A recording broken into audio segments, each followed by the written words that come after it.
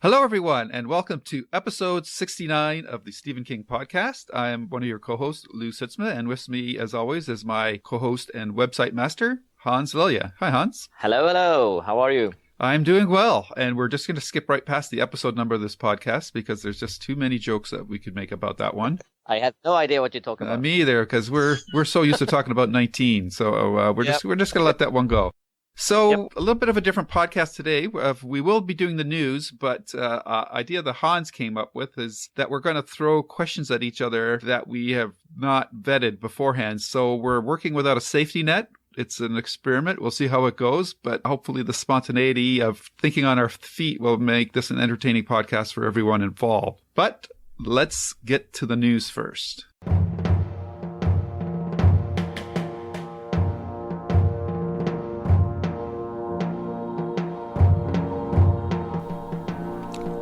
Welcome.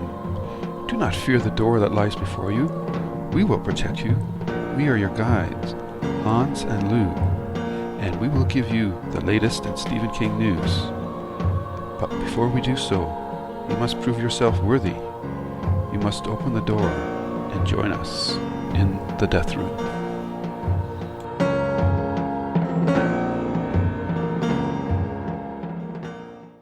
Yes, and first out in the news is some Dark Tower news. And no, it's not a trailer. No one seems to know where that trailer is going or being. But what we have now is there are starting to being made toys from the Dark Tower. And the first one that we have seen are one of Roland and one of the Man in Black. These are done by Diamond Toys and sell for about $10. So they're not very expensive, and they are called Vinimates. I don't really know what that was. I thought they were called Minimates first because they are small, but Vinimates. So I don't know what that is, but it's You my got first me. impression of them. Sorry? You got me. I have no idea what that is either. No. I'll see if My I can first find impression that. of them were that they looked like Lego figures, Yeah. but I don't think you can pick this apart. I don't know. I am a collector, and I usually buy a lot of stuff that I don't need, but I don't think I'm going to buy this one. I think the one looking like Matthew McConaughey is pretty much looks like him, except they have forgotten to give him a nose. And the one of Roland, I think, and I mentioned this to you earlier, is I think they used the wrong mold for this one. I think they accidentally got the one for Bill Cosby. So I don't know. I think it looks more like Bill Cosby than Idris Elba. Now, I don't know. What do you think about this? Well, I'm not a big collector per se anyhow. Like I've seen a lot of people where they collect these pop art collectible figures and whatnot. Obviously, Lego is very popular nowadays. I guess it's good that they're doing this promotional push with the Dark Tower figures, but this doesn't translate well because a lot of the figures that people collect, the look of the characters, a lot of times they have like masks or helmets and things of that nature. And these are just two people that nobody knows yet. Maybe they'll become more relatable after the movie comes out, but right now it's just not my thing. Maybe when I was younger I would have something like this, but the McConaughey one looks okay, but I mean their costumes don't really lend themselves to something distinctive. Like one guy's wearing a trench coat and the other guy's wearing a suit. I don't really see how that's going to excite anybody. I mean, yeah, the McConaughey figure looks kind of looks like him anyhow because he's got the hair, but the Idris Elba one just doesn't look like anything. But he does have the guns, which are cool. I mean, if anything, I'd like to get those guns, but and it has huge hands to hold them in. Yeah, it's like they placed a bowling ball on each arm of them. Yeah, So these Vinnie mates apparently are related to Mini mates, which has ball jointed necks, and they come in full color window boxes. So I guess these characters will come in a box with some sort of Dark Tower background that will make it look a little more presentable. I'm looking over the ones that they have so far. They have like Beetlejuice, Watchman, Rorschach and Night Owl, Alien, Robbie the Robot, Iron Giant, Jack Skellington. Like these are all figures that have a distinctive visual look to them to begin with, whereas Roland and Idris Elba, I mean, you might as well try selling mini mates of Donald Trump and some newscaster off the street like Steve Carell or something like that. Like they're just people, so they don't lend themselves well to this merchandise. But maybe that's just me. Maybe somebody out there really is into this kind of stuff is going to love it. But yeah, I'm not a big collector to begin with, so this is definitely not something that I'm interested in. Well, we'll see if they get more of them. I'm looking forward to the Oi version when and if that one is released, but we'll see. I guess that will be further down the line. Next up is there's been a fair flurry of activity around It, which is coming out this year in September. If you go over to Han's site, you can see a couple of posts about storyboards, as well as the cast picture has been released for all the members of the Loser Club. So the storyboard stuff looks pretty cool. There's some interesting shots there with Pennywise creeping up on some of the members of the Loser Club and that. So that kind of stuff is always interesting, and it'll be interesting to see how it translates to the movie. And the cast pictures, I really like the cast members. I think they really look like the characters. I mean, it really reminds me of Stranger Things or the original It miniseries as well. So it's going to be interesting to see how these actors come to life. And I think that Finn Wolfhard as Richie Trozer looks really good. And I think that I'm really interested to see this Sophia Lillis as Beverly Marsh. She looks exactly like I imagined the character. So I'm really impressed with the casting here. Yeah, I agree. Visually, there's nothing to complain about. They really look as we expected. So it will be interesting to see if they can act as well. Hopefully they can. I don't know. The only one I've seen is Wolfhard from Stranger Things. I don't think I've seen any of the other guys and girls in anything. So I guess we're gonna have to wait and see how good they are as actors. And about the storyboard, I love that kind of stuff. I think it's great to see. And I'm always so fascinated that, can you imagine to do such a storyboards for an entire movie, say 2 hours? I mean, there must have been huge amount of storyboards. Yeah. Drawing up the entire movie, and I'm very impressed with that they are. I mean, there has to be a couple of people doing just that. Oh yeah, for sure. Yeah. Getting that right, and I guess they read the script and draw, and the director and maybe producer check them out and changes. I mean, that must be a huge job to do, and I guess they do it before they start shooting. So yeah, it's one of those behind the scenes stuff that you really isn't aware of happening, but is probably extremely important. Oh, definitely. Right. So yeah. It's impressive, and I love seeing behind the scenes stuff. So I think that's one of the very interesting things. Yeah, it reminds me of those for younger or older members of the listening audience. You used to get those little ruffle books out of cereal boxes, and they were just a series of pictures, and you would flip through it really quickly, and then it would be like a motion picture. So I love when they take these storyboards and present them in that kind of a manner. But yeah, this stuff takes a long time to do.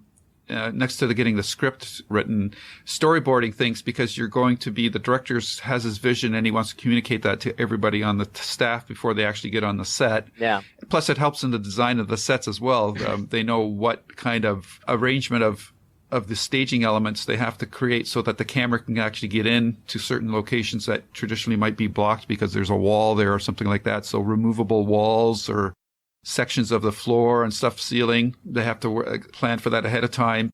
And it's really vital for sequences of action as opposed to scenes of dialogue. I mean, even those, you want to have the right focus on who's talking and who's listening and stuff like that. But setting up a really scary shot or an action sequence can really be mapped out to the fullest with this type of exercise. And the funny thing is, even when they do all this planning, sometimes the best things that happen on set are spontaneous and aren't planned for. So it's definitely an art as well as a methodology for maximizing your filming time when you're on set. So because you don't want to try to be thinking of these things when you're on the set and you got all these people standing around waiting for the cameras to roll.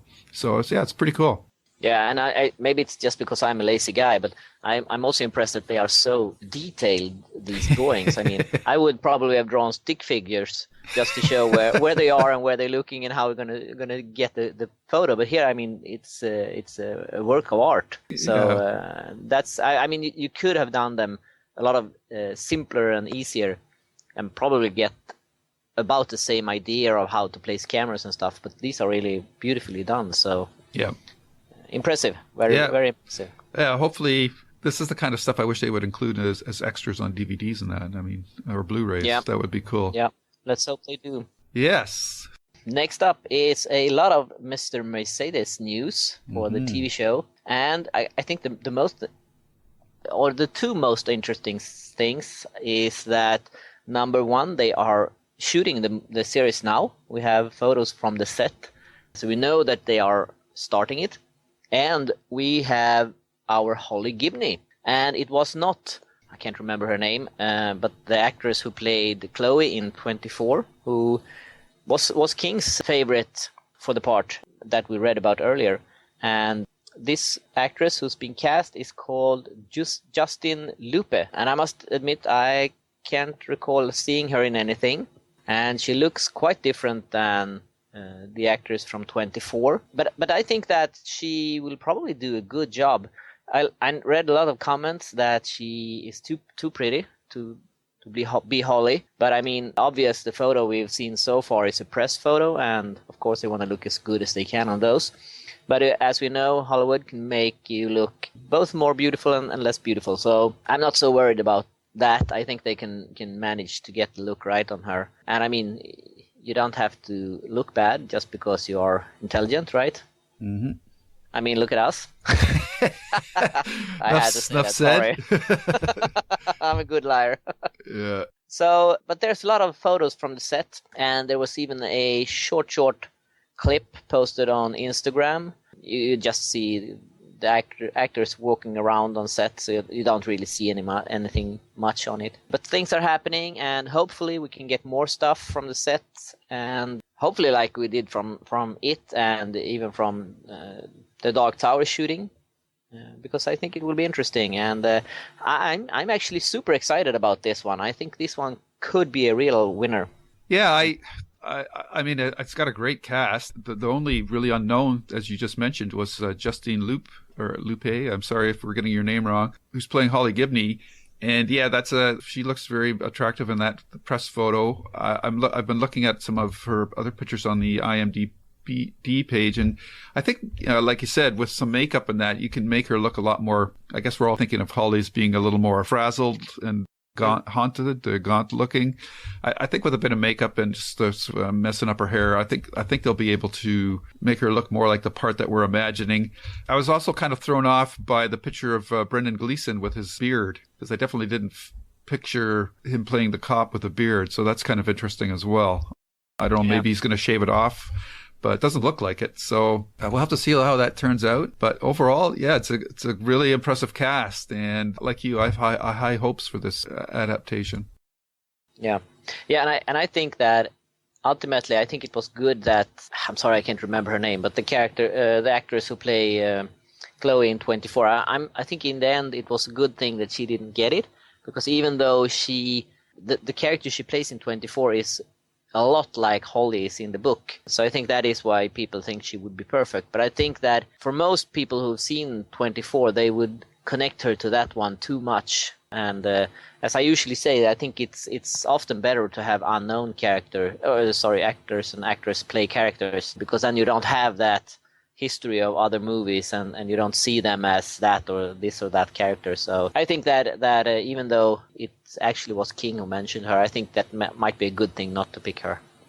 Yeah, and maybe the actress thought, I've already done this part, and I don't feel like playing that kind of character again, too. So we don't know. And maybe she was just not available during the filming period that they scheduled. Yeah. So lots of things we don't know. But it's sometimes maybe this Justine really gave a really impressive audition and they just went with her instead. So we'll have to see how that plays out. I don't know if they planned for this ahead of time, but I kind of like the fact that she is a bit younger than you thought, because if they ever do decide to film King's supposedly upcoming standalone book about her, she would still be within the time frame to play Holly in another series or a movie. We don't know how far King's going to go with that, but that's just something else to bear in mind as well. All right. Yep. Next TV Netflix project that's being really fast tracked and is already done is Gerald's Game. And if you go to Han's site, it's January 31st, you'll see there's an interview, a very short interview with Carla Gugino, hope I'm saying that right, Carla, who plays Jessie in Gerald's Game, and she talks about the challenges of the shoot. And considering how quickly it was done, I wonder how many storyboards they had for that one.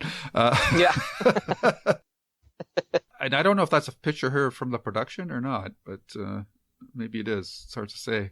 But it might not be. It could be something that they just took from another movie and posted there. Yeah, it's hard to say, but I think we're both really looking forward to this one. Yeah, really interested to see how they handle the confinement nature of her role when she's handcuffed to the bed. So that's it. It could be like another Rear Window movie. So we'll have to see how it plays out. I'm really hoping that this turns into something pretty cool. Yeah. Yeah, we can also mention that Mike Flanagan talks in that you sent me a link for an interview today. So and he talks about the movie and saying that they are in post-production now. So it's closing up, but we don't have a release date yet.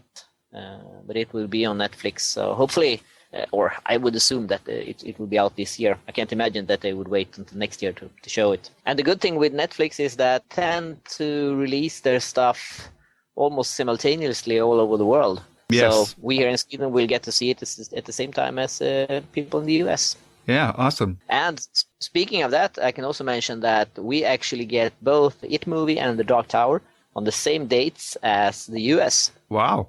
Here in Sweden. Yeah, and since we are 6 hours at least ahead of you, I will see the movie before you.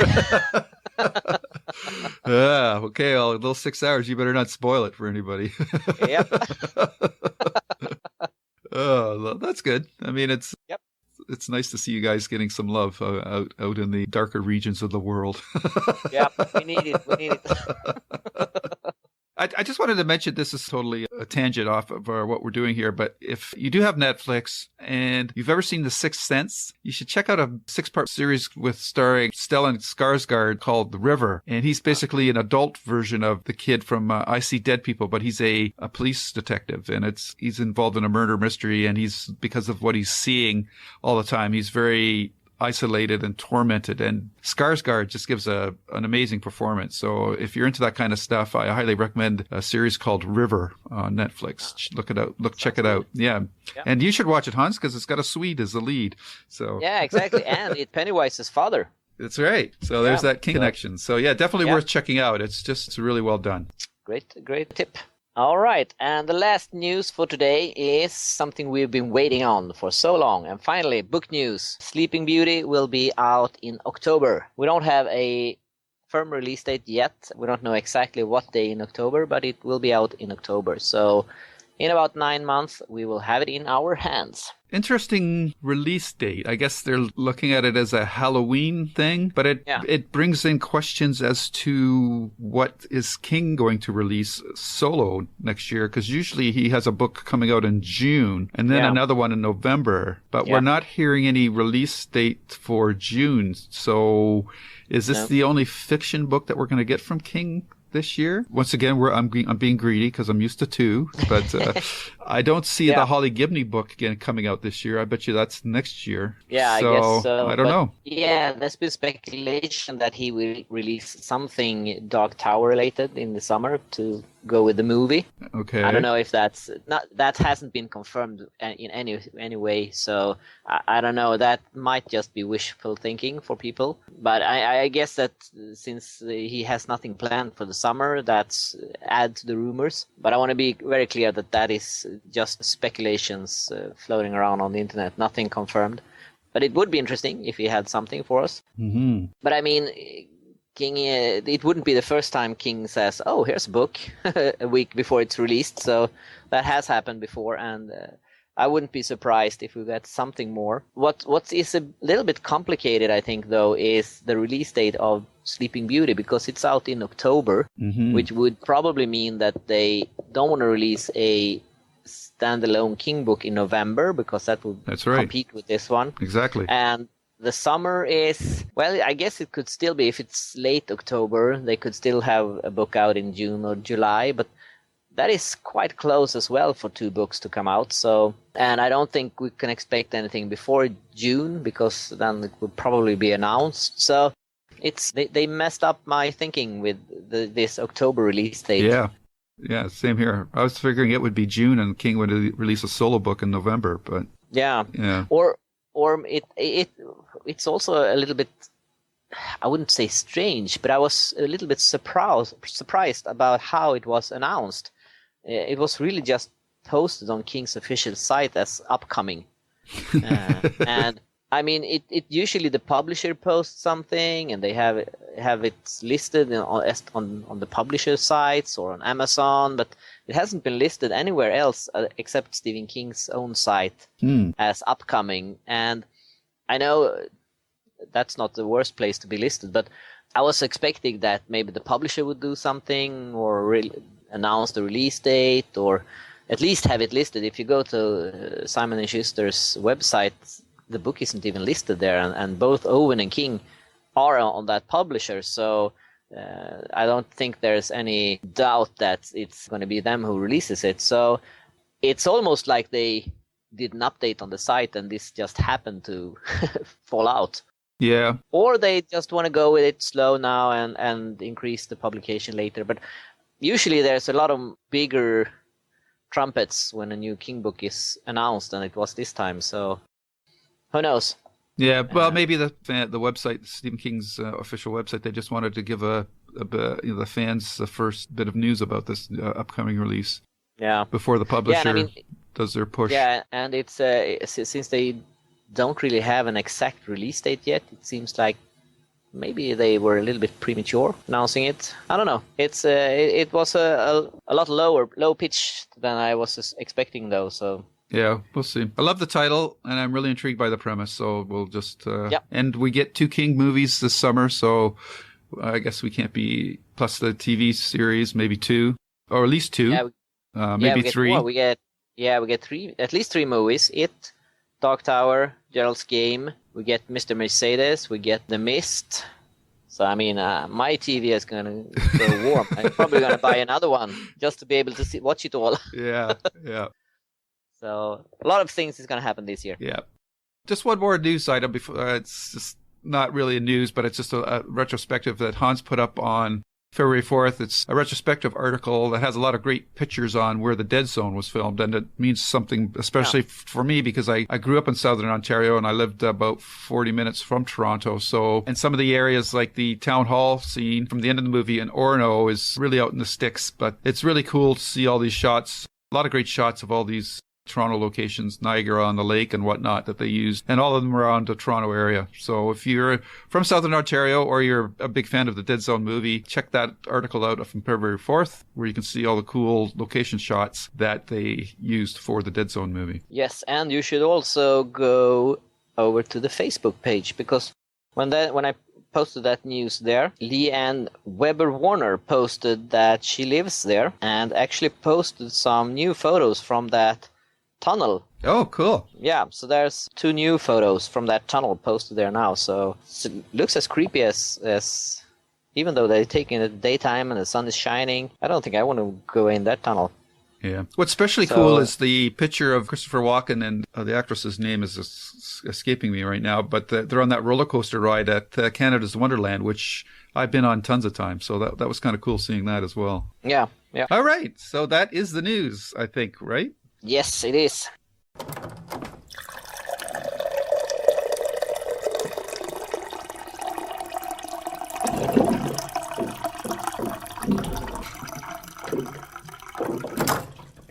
Okay, so now we're moving on to our new section that I'll have to come up with a name for, but I guess we're just going to call it the water cooler talk, I guess, because we're just walking into this with no safety net, no pre-prep. So Hans and I are going to trade questions, and we're going to be thinking on our feet. So we'll have to see how this goes, but hopefully the spontaneity of it will make up for our lack of detailed responses. All right, Hans, so this is your idea. Do you want to hit me up first with your first topic? Sure. This is something I have been thinking a lot about lately, actually, when a lot of movies coming out and stuff like that. We don't see as many sequels to King movies these days as we did earlier. Except for Children of the Corn. Yeah, but that really isn't a sequel. That's just a cheap way of making money. But what are your feelings on that? Would you like to see more sequels? And if so, what movie do you think they could actually do a sequel of that would work? Because frankly, most sequels from King's work has not worked that very well. Yeah, that's an interesting question because generally, except with two exceptions, the Dark Tower series, obviously, and The Shining and Doctor Sleep, his stories don't really lend themselves to sequels. I mean, beyond those two, I would think if they followed the novella direction, but unfortunately Darabont killed that, it could have been The Mist. That easily could have had a sequel, but they did not do that. So out of and King's stories, very specific character arc journeys. So whether one of the big criticisms about King's writing is that his endings are generally not as strong as the other parts of his book, but whatever you might think about the ending in terms of tying up story ideas and themes, the character journeys for pretty well every character that I can think of right now is a very defined journey. And that's, I think, the secret to King's longevity and success as a writer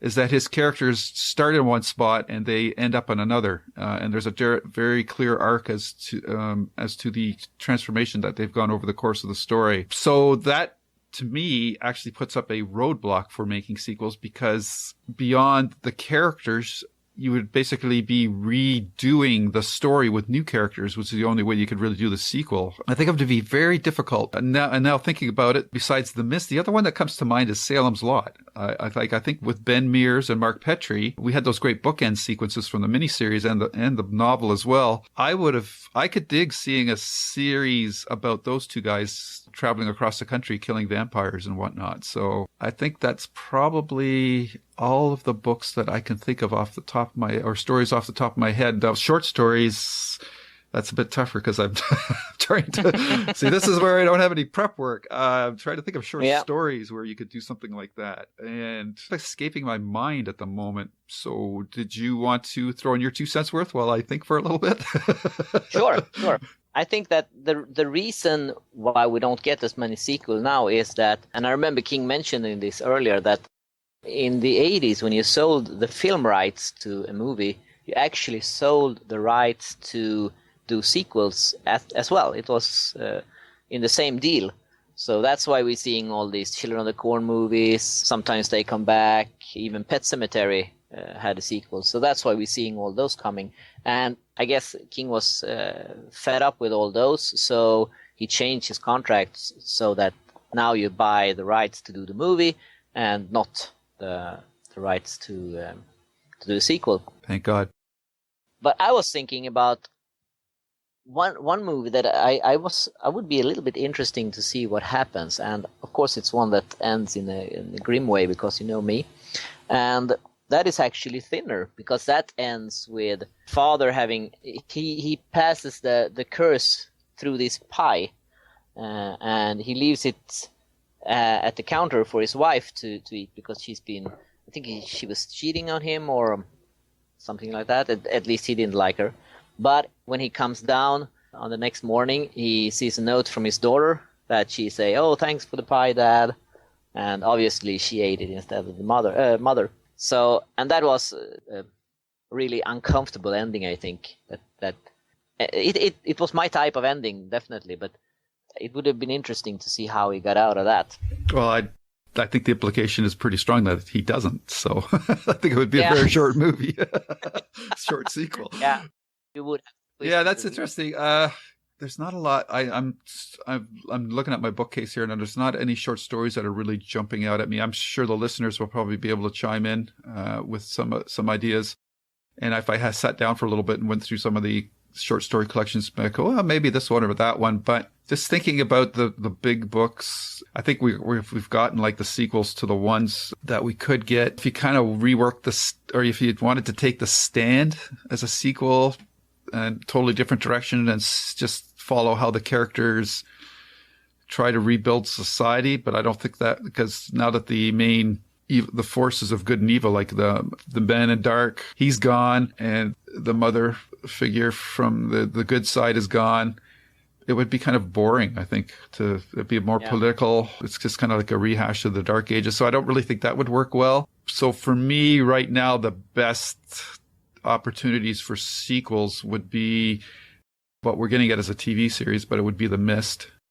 And Salem's Lot. I've always been high on following Ben Mears and Mark Petrie after the events of Salem's Lot. I think that could be a really cool series. Also something that I would really, really like to see, and this is not in the... it's really not a sequel, it's more as a continuation. I would have loved to see how Golden Years ends. Oh, yes. Yeah, so it would have been fun to see him go back to baby stages. Yeah. Or maybe not. I think it's a pity that King didn't get to finish that one, and it would be interesting. And I don't know if this has been done actually, if someone actually asked King how would this end, and he had been describing it. Mm-hmm. I mean, just the premises of how he had seen it all end. If Harlan was going to the stage as he become a baby, or I mean, probably he had at least some idea of how he wanted it to end. So that would have been very interesting to see, I think.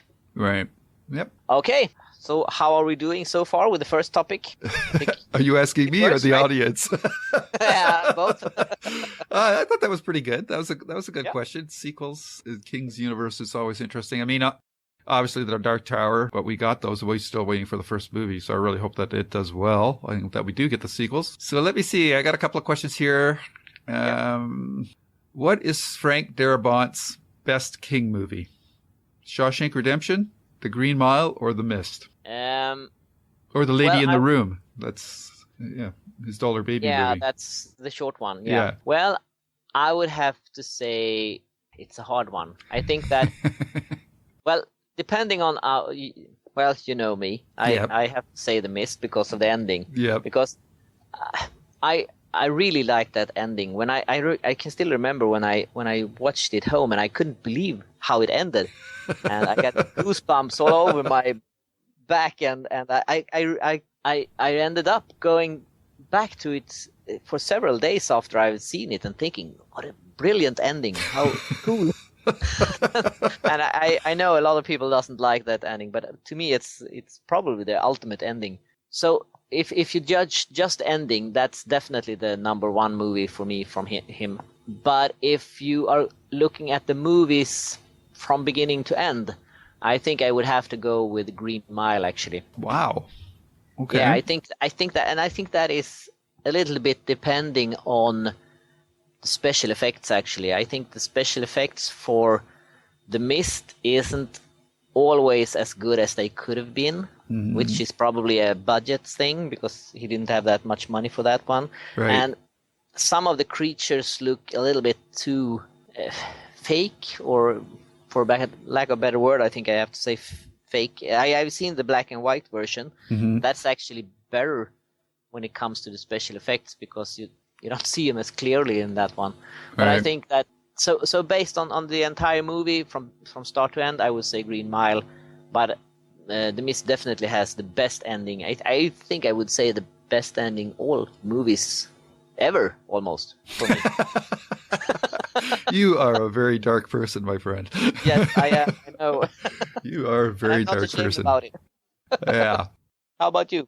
I think, well, if anybody that's been a constant listener to this podcast knows that my all-time favorite movie is The Shawshank Redemption. So I don't even think it's a contest, but I do agree that, or I will preface that by saying that Darabont has done 3 really different King movies here as well. I mean, The Shawshank Redemption is the most realistic out of the 3, but even that is a very, how would you say, not a fairy tale, but a very idealized version of what it's like to be in a jail during that time period. The Green Mile is much more fantastical, even though I think it has actually a more realistic depiction of jails in that time, though the relationship between the guards and the prisoners is a little fantastical, that they're so understanding and so well and treat these convicted death row inmates so well in general.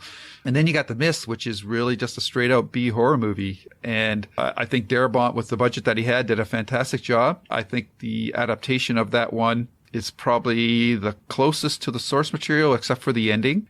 And I really like what he did with that. I thought the way he shot that movie was excellent, but it's not a story that it tickles my funny bone, but it doesn't make me feel energized about doing things. And The Green Mile is so close to being a perfect adaptation, but the ending bookend of that, I don't know why he didn't show Mr. Jingles dying, because you take that element away and you realize that the guard, Paul Edgecombe, like he's cursed to live forever. Yeah. So that really kills the ending for that movie, and it's a stumble. Out of the three movies, I think it has the most disappointing ending, and it's really not that bad of an ending, but it's just for somebody who seems to be so into tune to King's work, and I'm surprised that more people don't talk about that ending from Green Mile, because I think the fact that Mr. Jingles is still alive is just like really disturbing to me. It really kills the mood of the picture. And in a way, maybe he was practicing for The Mist. I don't know. Because he's condemned, as far as we can tell from the movie, condemned this guy to be alive forever. Yeah. And I think that's a very dark ending. It's bad enough in the book, but at least there's that ray of hope that he's not going to have to live out for who knows how long, carrying this burden because Mr. Jingles passes away in the book. And that's a light of hope for Paul, that at some time in the future he's going to be able to join his wife. So that really bothered me, actually, and it's come to bother me more and more as time has passed. And then Shawshank Redemption, well, what can you say? To me, it's my favorite movie of all time. If I'm feeling blue or depressed for a period of time, I watch this movie and it re-energizes me. It's I've called it the religious movie for non-religious people. I think it talks about hope in the most dire circumstances. Morgan Freeman took a character of a different ethnicity in the story, and really people just think of that character as being Morgan Freeman as opposed to the way he was written in the novella. And I love the call out, why do they call you Red? And he says, maybe because I'm Irish. I just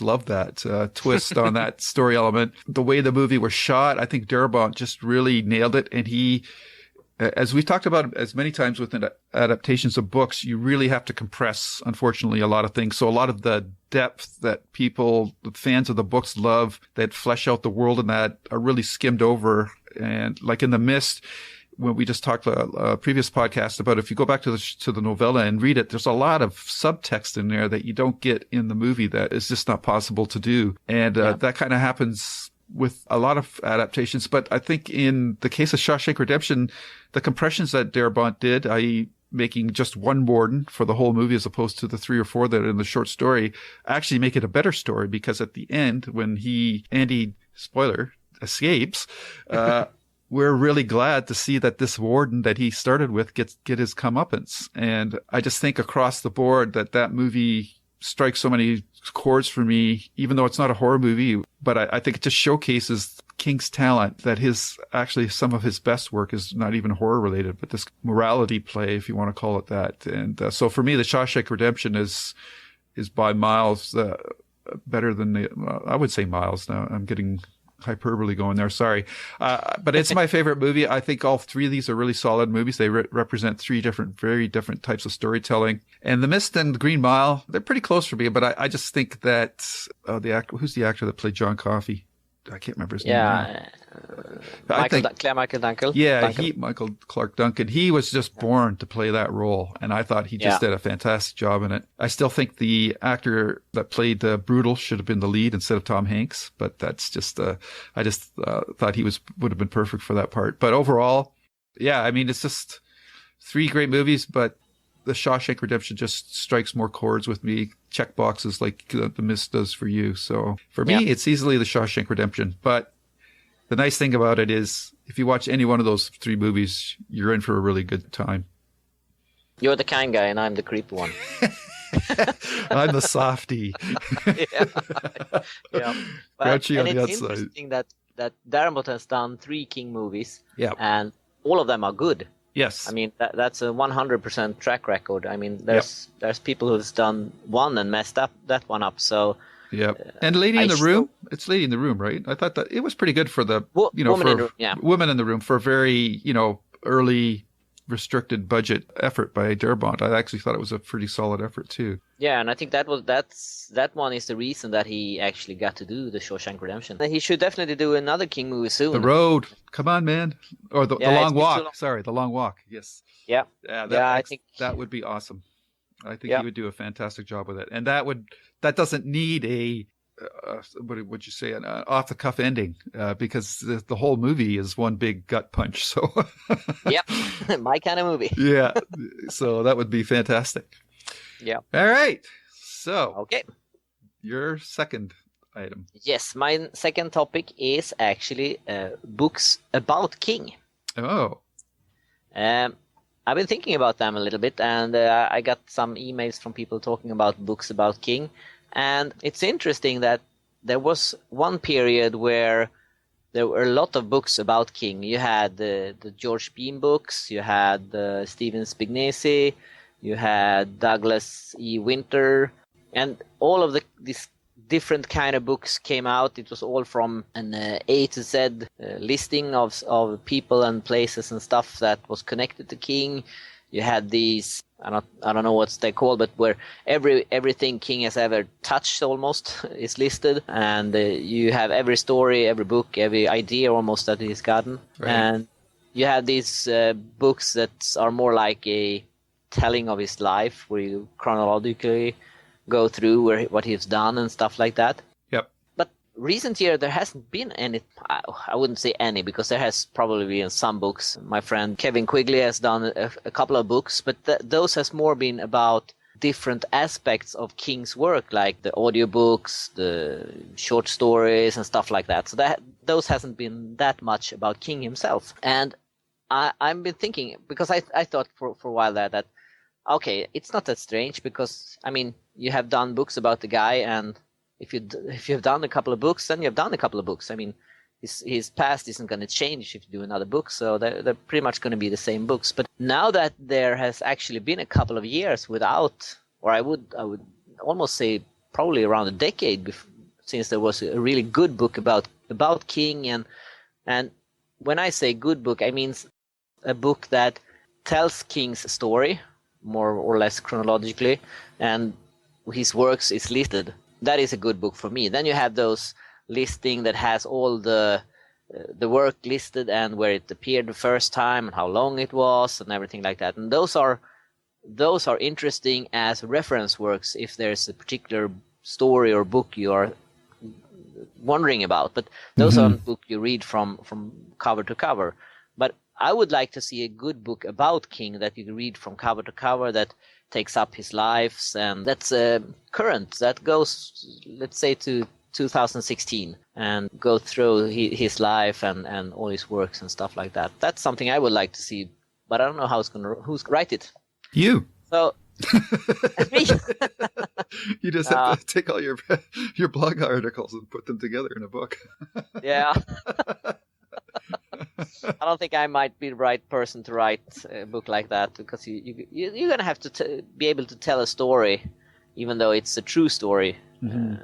You're going to have that ability to capturize people. The best thing would be if King himself wrote an autobiography book, but I don't see him doing that, so I don't have high hopes for that. It would be interesting. Okay. So what's your question? No question.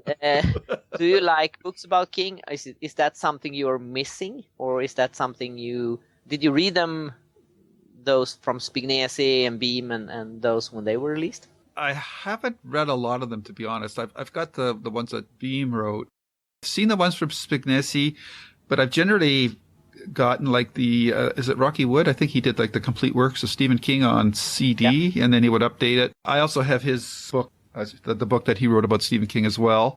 I thought was pretty good. I've got your book with a lot of your blog posts about Stephen King.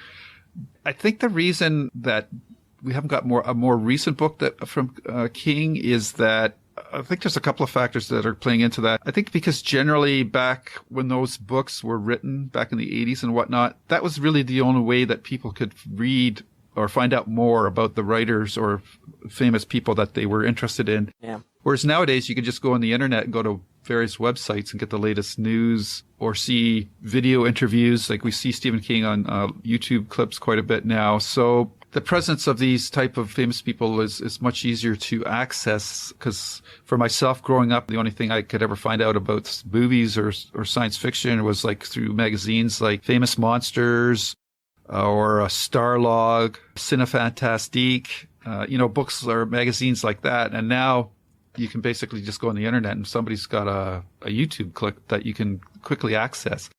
And the other thing I think that was with King is that, as you've already mentioned, he's had a lot of autobiographies done of him. And you get to the point where if you chart somebody's career, obviously they start out, they're going to rise until they hit this sort of peak.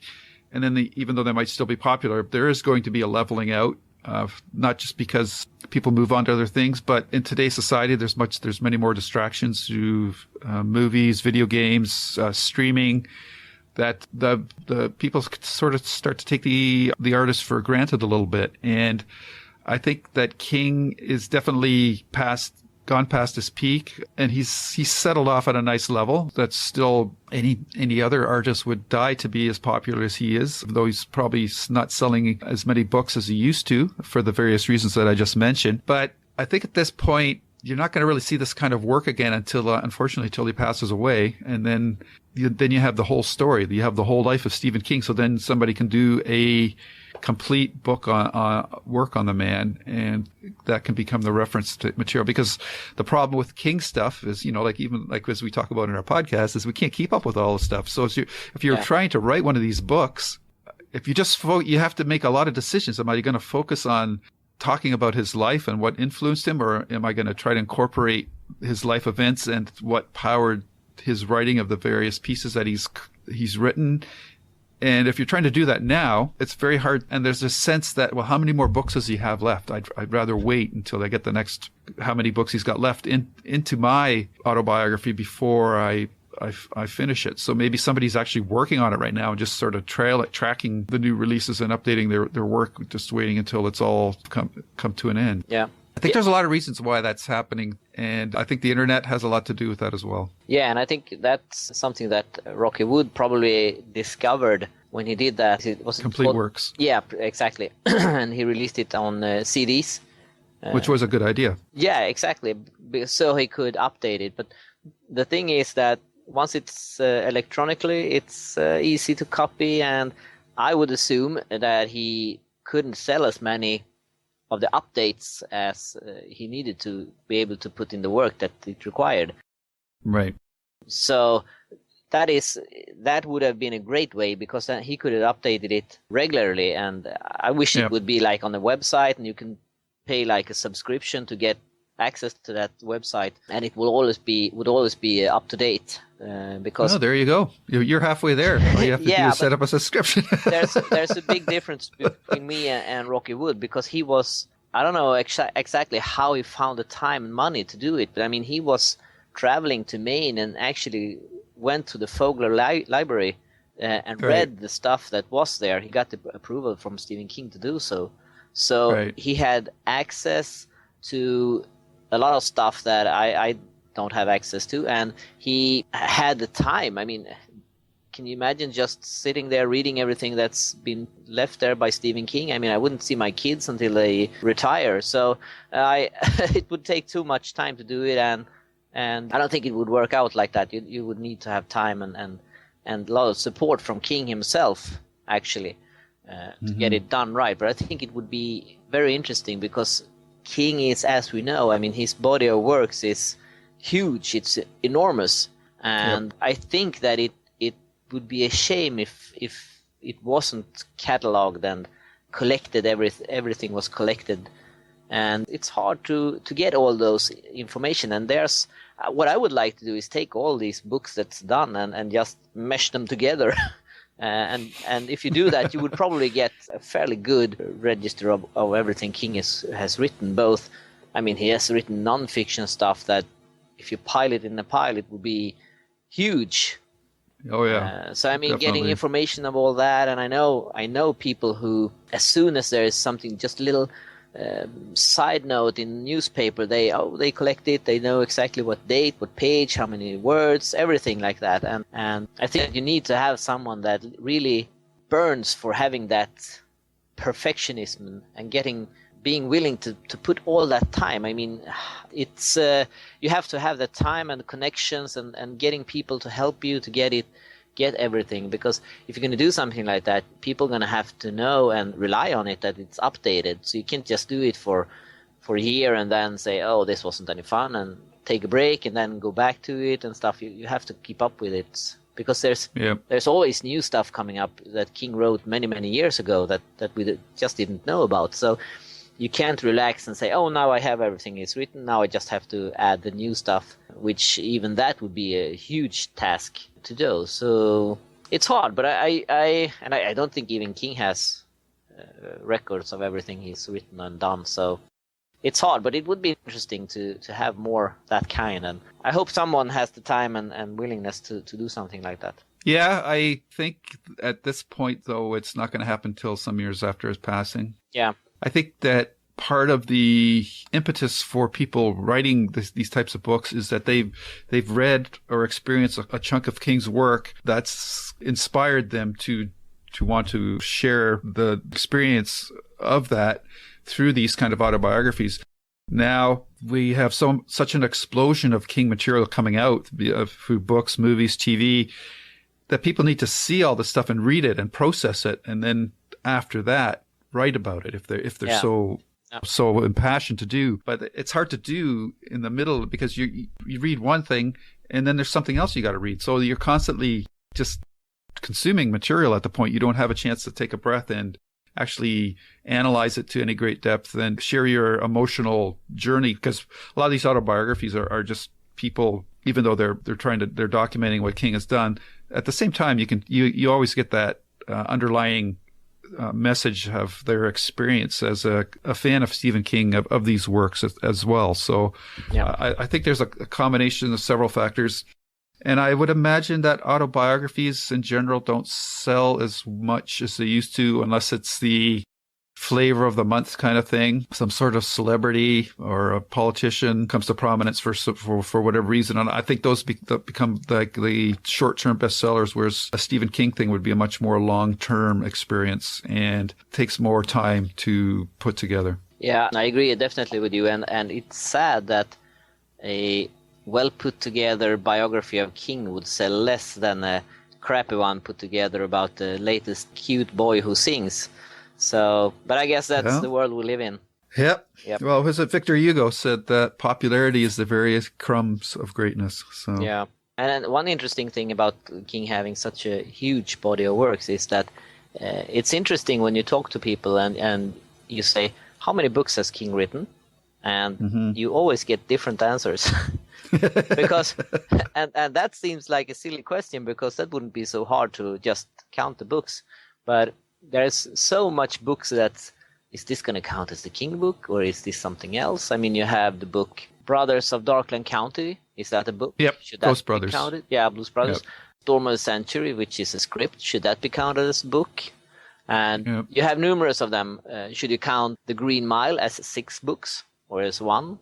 So people are going to count the books in different ways. So I followed a thread in a forum on internet for this, and people, oh, I think he's written this many books. Oh, I think he's written this many books. Oh, I think he's written this. So it was very amusing to follow that and see how people were talking about the same man and the same books, but they all came up with different numbers. So yeah, it's interesting, and it shows a little bit about how much he's written and how. Yeah. productive he is. And I think that captures the people's life experiences too, because a lot of times I've heard on other podcasts where people say, well, I used to read Stephen King, but then I got busy. And then once I had some spare time and I was looking around for something to read, and I go, oh, Stephen King's still writing. So maybe I liked him when I was younger. So maybe I'll try something of his again. So yeah. I think while King keeps on trucking along, laying down tracks, people come and go back to him over their lifetime. A lot of times you hear that people started reading King when they were teenagers or whatnot, or young adults looking towards that. But then, of course, they have to go to college or whatever, and then that's all consuming. And then, so you're setting up your life, getting married, getting a place to live, raising a family. And then when you get settled into that again, then you start looking around to have a bit of time to step back and smell the roses again. Then you look, oh, geez, Stephen King's still trucking along. Maybe I should check out something from him. So yeah. I think that's why you get those people saying that they give different answers as to how many books he has out. So yeah, and that's something I often hear when I mention that I like Stephen King. A lot of people say, "Oh, I read him when I was young." Yep. And I think sometimes I think that's a little bit offensive. Why would you only read? I mean, why would you only read him when you're young? I mean, those people obviously doesn't know how wide of spectrum he is. Because I mean, it's one thing, as you said, that if you read and then for a period of time you don't have the time to read books at all, and you come back and you read Stephen King. But I mean, if you have time to read books, why should you just read Stephen King when you're young? I mean, that's well, it might be your memories of what you read. Yeah, you think you just say, oh, that all he writes is horror. I mean, yeah, it comes back to like that story that King loves to tell about the old lady in the grocery store in Florida saying that she doesn't like his stuff. He should write something like the uplifting, like the Shawshank Redemption. Yeah. I love that story. Yep. Yeah, that's great. So yeah, that was a good topic. Yeah, it's very nice. Yeah. Do you have one last to go? I do. Which I have a couple here. Which one should I pick? Okay, this should be interesting. What is the best TV adaptation of a Stephen King story? You can't include Storm of the Century because that was made especially for TV. But there's such choices of The Stand, Salem's Lot, It, Sometimes They Come Back, The Langoliers, Tommyknockers, Nightmares and Dreamscapes are a couple that I can think of off the top of my head.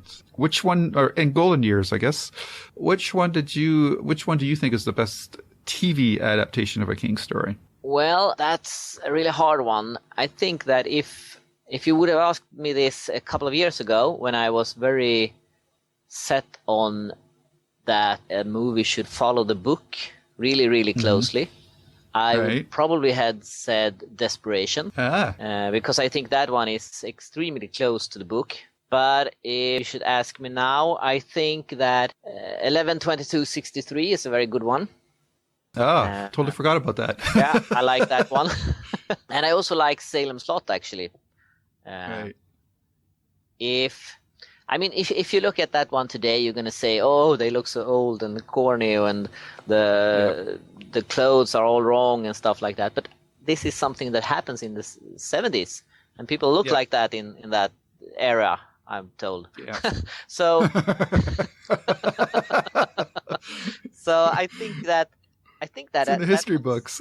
I think that one is really good. It could have been maybe a little bit bloodier, but that's also a little bit of its charm, that it's done in that era in the 70s, and they did have something say bam, and then the picture freeze, and then they go to commercial. And I think that's you have to buy the whole set of it to get that one. So that one is one that I like as well. And well, Golden Years, as I said, even though that's not based on something he has written before that one, but I think that's interesting. I think those would be my favorites right off the top of my head. Oh, no love for The Stand? Well, the Stand is good, but I think that once again, if you go back to like Salem's Lot, it was done in the 70s and people look like that. You can buy that. The same goes, but in a negative way, of stuff being made in, say, the early 90s. It's not surviving that good, I think, the 90s. It's harder to love. So I think, well, yeah, I think it's good, but I don't think it's not one of my top of my list. What about Kingdom Hospital? Well, that one is a tricky one, because I think that some of it is brilliantly good, and some of it is not so good. I don't know if you have seen the original that it's based on, the Danish. No, I have not. Well, that is even stranger, if you can imagine. But I don't know. I don't think it really works because I don't know if you haven't seen the Danish version. Maybe because there you have the main character at the hospital, the evil one. He is Swedish and he has to move to Denmark because he's been accused of male practicing, and he really hates those Danish people, and you don't really get that feeling, and he's a very good Swedish actor playing that role, so I don't think that the Stephen King version can live up to that one as good. So I think King should have done his own version of it and not look so much at the original, I think. Sort of like he did his own version of The Shining. Yeah. We know how that turned out. Yeah. How about you? What are your favorites? I'm just scrolling through here. I'm thinking of Battleground from Nightmares and Dreamscapes. Yeah, I thought that was really well done, but that's kind of a cheat because it's really one episode, so it's not really the same as picking one of these miniseries. I think one of the ones that gets overlooked is Sometimes They Come Back. I actually thought that was a pretty effective movie for TV. But some of the other ones, like that's the thing, they don't age well. So this is why when people say that they don't like remakes, I'm kind of shake my head because I'm going, there's a lot of Stephen King stuff that can be remade better now because it's not so restricted by the standards of practices of the time. Like you mentioned, like with TV, it's pretty amazing now to look at Salem's Lot and how restrictive the standards were at the time, that it still manages to get in one or two really creepy sequences that I think everybody will never forget. The Danny Glick scratching at the window sequence, and it was just a simple camera trick that they used, but that's the stuff that nightmares are made of. So something like that can stick in your head for so long. I think it's pretty amazing. And The Stand to me is unquestionably Mick Garris's best effort from a Stephen King adaptation. And while I didn't agree with all the things that they did with it, I do think there are some standouts. I think that Ray Walston and Gary Sinise are really good. I think they were really well cast, and it was a kick to see Stephen King in a couple of episodes as well. So, and I forget the actress's name that played Mother Abigail, even though she was under a lot of makeup. I thought she was really good. And Matt Frewer was fantastic as a trash can man, and I could still see him playing that character in the movie if they ever get around to doing the movie version of it. I think he was fantastic. Yeah. But yeah, so like you got Battleground, Salem's Lot for a few sequences, The Stand. Sometimes They Come Back. There's Rose Red, which wasn't really good. They probably don't even remember that. So in this age of streaming, I think it's going to be exciting because even though I didn't like the way that it ended out, how James Franco played the character in 11/22/63, I generally enjoyed the series. It was poised for greatness, and because of some bungling of that character, it just ended up being good for me. So I'm really excited to see in this new era of streaming and more freer broadcasting standards, how things like Gerald's Game and The Mist and what was the other one that's coming out? Mr. Mercedes. Yeah, Mr. Mercedes. Like, I think that we're in for some exciting times. I really think that TV is in a golden age right now because of streaming and the fact that the movie theater has really become the domain of big budget action flicks, a lot of it powered by superhero movies. So people go to the movies now, not so much for a really good story, but for spectacle, for visuals.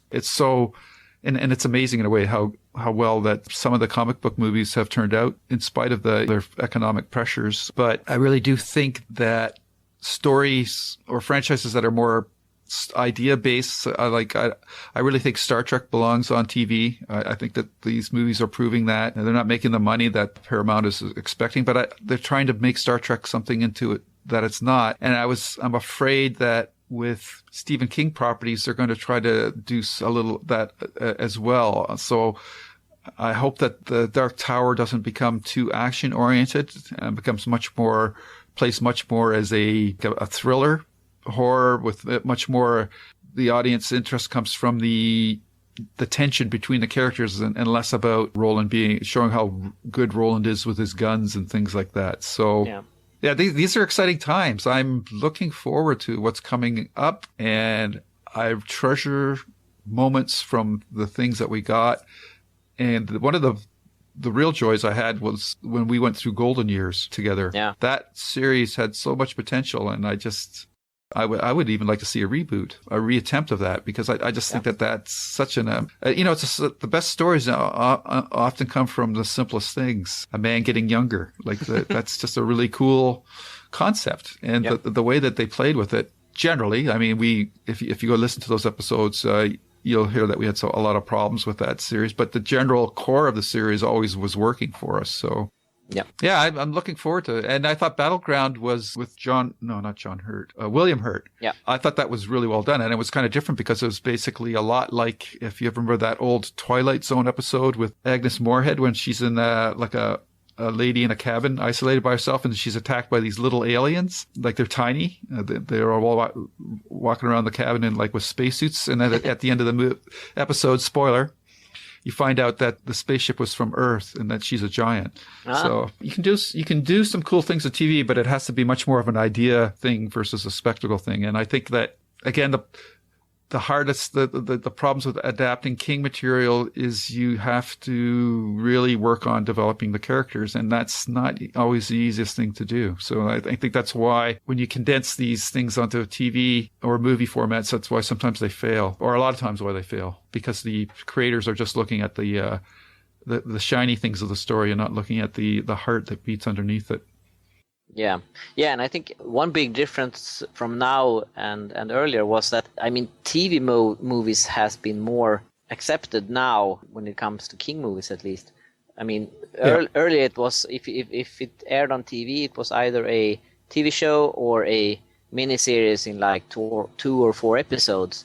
There aren't many older TV movies actually out there. You have Sometimes They Come Back and a few others, but they aren't so many of them. They usually were made for theaters, and then they weren't good enough, so they ended up on DVD or earlier VHS shelf directly. So I think that's a way of, they are actually movies, but they are released on TV instead of in cinema. But I think they are made in the same way, and that gives the quality of the TV movie being better, because earlier when they made a TV movie, it was often low budget. They couldn't do what they could do at the cinema and stuff like that, which often made it better than a cinema movie.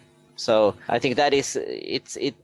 When they do a movie now, they might not even know where it will end up until it ends up there, because a movie is a movie, even though if it's being shown on TV. Yeah. So, and I remember back in the 90s when Sweden was hopelessly after anything released by Stephen King compared to the US, and we're talking years now for some movies. That must be frustrating. Exactly, but fortunately I had friends in the US who actually taped stuff from TV and sent to me on VHS tapes so I could watch them. Right. And some of them, well, as you know, we have different TV systems here in Sweden compared to the US. Yeah. So I actually had to some tapes I had to convert to be able to see them, which at that point in time cost a lot of money. So I compared to buying a DVD today, I probably paid twice or maybe 3 times as much to get a movie converted, and often it wasn't very well either, so the quality. Yeah. But then they started to selling VHS players who could play both formats. Yeah, exactly. So then I got VHS tapes from the US of movies, and even from clips from TV of King and stuff like that. People were kind enough to send me. Oh, yeah. I guess there wasn't YouTube back then either. No. Now we're talking early 90s, mid 90s. Yeah. I never even thought of that. Yeah. So that was exciting. And I remember seeing Sometimes They Come Back, and then when it was released here in Sweden sometime after that, I noticed that the version shown on TV in the US was actually censored compared to the one released on VHS and DVD later. You have a scene where they stop on a bridge and throw some body parts over the edge, and that was actually cut from the TV version of the movie. So they did censor the movie, even though it was originally a TV movie. So that's interesting. Mm-hmm.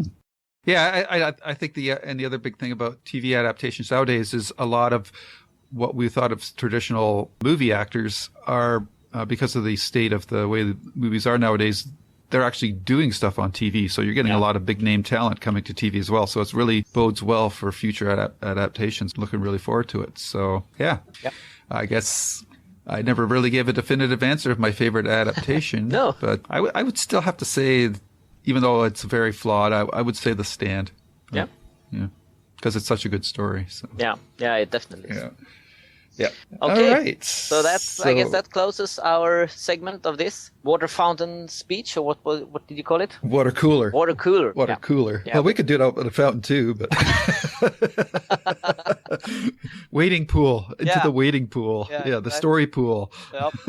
I think it was interesting. It's interesting to talk about things that you aren't prepared to talk about, as long as you don't have to have facts and stuff like that, because you're gonna have to prepare. But it's interesting to when it's just your opinion. Yep. And we have probably missed a couple of adaptations and stuff like that, but for sure it comes with the territories when you're not preparing and just speaking what's coming to your mind. So I think it was a fun trial out, and I would like to do it again.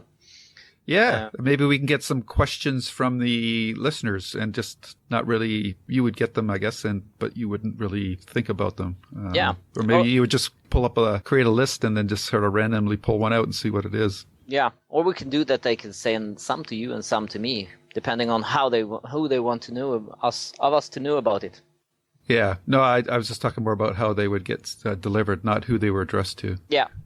They would send them to you. Yeah. But, that would be a lot of fun. And I just want to reiterate something you just mentioned before. These are just our opinions. Yeah. So they're definitely not gospel. I mean, this is all subjective. So we're just having like a water cooler talk and virtually shooting the breeze about the things that we like. And I think when you ask about best adaptations or whatever, the ones that you like will come to mind. You might not know all of them, but that's why you pick the ones that you pick, because those are the ones that you remember because you like them. The ones that you don't like, you tend to forget anyhow. So, and hopefully this will spark some conversation, and might get some mentions of ones that we missed that we would like to watch and enjoy again. So please feel free to do that as well. Yeah, and definitely if you don't agree with us, let us know.